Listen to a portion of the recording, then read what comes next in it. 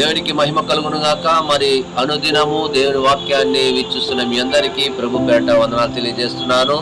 మరి ఈ దినమున దేవుడు మనందరితో మాట్లాడే మాటను మనం ధ్యానం చేద్దాం. 147వ కీర్తన 3వ వచనాన్ని మనం బైబిల్ చదువుకుందాం.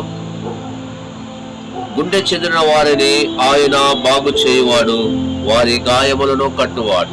చూడండి, ఈ లోకములో ఎవరైనా కానీ శరీరంలో అనేకమైన గాయాలు తగులుతూ ఉంటాయి. శరీరానికి అనేకమైన గాయాలు తగినప్పుడు డాక్టర్ దగ్గరికి వెళ్ళి వైద్యం అందించబడుతూ డాక్టర్లు దానికి కావాల్సినటువంటి మందులు ఇస్తూ ఉంటారు, దానికి కావాల్సినటువంటి వైద్యాన్ని అందిస్తారు.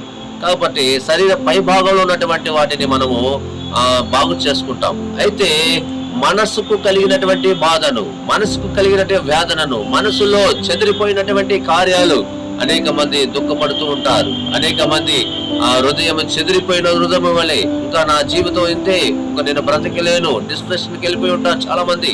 అటువంటి సందర్భంలో మన చెదిరిపోయినటువంటి హృదయమును బాగు చేయమని ఎవరు చేస్తారు? డాక్టర్ చేయగలరా? ఒక వస్తువును తయారు చేయాలంటే, ఒక వస్తువుని రిపేర్ చేయాలంటే, ఒక మైక్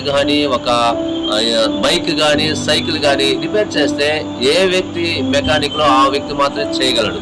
కాబట్టి చెదిరిపోయిన మనసును ఎవరు బాగు చేస్తారు? డాక్టర్ చేస్తారా? మెకానిక్ చేస్తారా? ఎవరు చేయరు. అయితే మనిషిని సృష్టించిన దేవుని దగ్గరికి రావాలి. ఆ దేవుడు మాత్రమే సమస్తమును అమర్చాడు. శరీర భాగములను ఆయన తల్లి గర్భములో రూపించాడు. సమస్తమును కలుగజేసింది ఆయన. తన రూపాన్ని ఇచ్చాడు, తన శ్వాసని ఇచ్చాడు.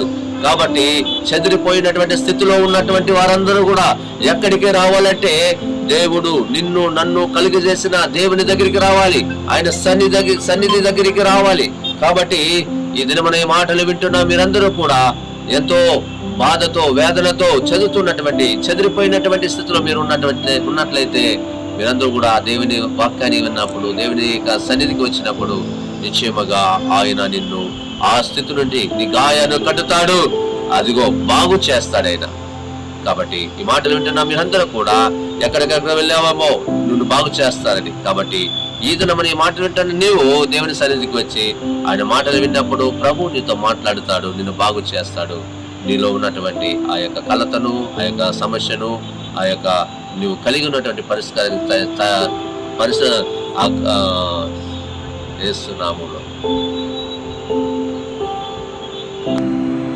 మరి మీరందరూ కూడా ప్రభు సన్నిధికి వచ్చి మీరు కలిగినటువంటి బాధలను, గాయమును కట్టేది దేవుడు కనుక ఈ మాటలు ఉంటారు. మీరందరూ కూడా దేవుని దగ్గరికి వచ్చి మీరందరూ కూడా సంతోషంగా సమాధానంగా ఉండాలని, ఈ వాక్యాన్ని వింటున్న మీరందరి జీవితాల్లో చెదిరిపోయినటువంటి స్థితిలో, గుండె పాడైపోయిన స్థితిలో గుండెను బాగు చేయగలిగినటువంటి దేవుని దగ్గరికి రావాలని మనస్ఫూర్తిగా కోరుకుంటున్నాను. ప్రార్థన చేసుకున్నాం. మహోన్నతుడమైన మా తండ్రి, నీ ఘనమైన నామానికి స్తోత్రాలు, స్తుతులు నాయనా. ఇదిగో నాయనా, అయా పాడైపోయిన ఆ హృదయాన్ని బాగు చేయగలిగిన వాడు నువ్వు మాత్రమే చేయగలవు నాయన. ఎందుకంటే మనిషిని సృష్టించింది మీరు నాయన. ఇదిగో వైద్యుల కన్నా పరమ వైద్యుడు మీరు నా తండ్రి. దేవా, మా గాయములను కట్టువాడు నువ్వే. ఇదిగో శరీరం పై భాగాలను ఎవరైనా తండ్రి నాయన ఆ వైద్యం అందించవచ్చు. కానీ హృదయానికి కలిగిన వాడు, మనసుకు కలిగిన మనసులో ఉన్నటువంటి ఆలోచనలను ఎరిగిన వాడు నీవు నాయన. హృదయాంతరమును ఎరిగిన వాడు నీవు నా తండ్రి. ఎవరెవరైతే దినమున ప్రభా చెదిరిపోయినటువంటి గాయపడినటువంటి హృదయంతో బాధపడుతున్నారో వారి స్థితిని బట్టి, పరిస్థితిని బట్టి, వారి అవమానం బట్టి వారు ఆ హృదయములో కలిగినటువంటి ఆ దుఃఖమును తీసివేసేది మీరేనైనా, గాయాలను కట్టేది అయా దాన్ని బాగు చేసేది మీరేనని నీ బిడ్డలు గుర్తించి నీ సన్నిధికి రావడానికి వారికి అడ్డులను, ఆటంకాలను తొలగించి అయా వారిని బాగు చేయండి. వారి యొక్క హృదయంలో ఉన్న ప్రతి కలతను, ప్రతి కన్నిటిని సంతోషంగా, సమాధానంగా మార్చుమని మాటలు ప్రతి బిడ్డలు నీ సన్నిధికి రావాలని అయా వారందరి నిమిత్తమునైనా వారందరూ రక్షణ పొంది విరిచేటువంటి ఆశీర్వాదము దేవుని పొందుకోవాలని మనస్ఫూర్తిగా నైనా నీ పాదాల చెంత పెట్టి ప్రార్థిస్తూ యేసు నామములో అడుగుచున్నాను తండ్రి. ఆమేన్. God bless you.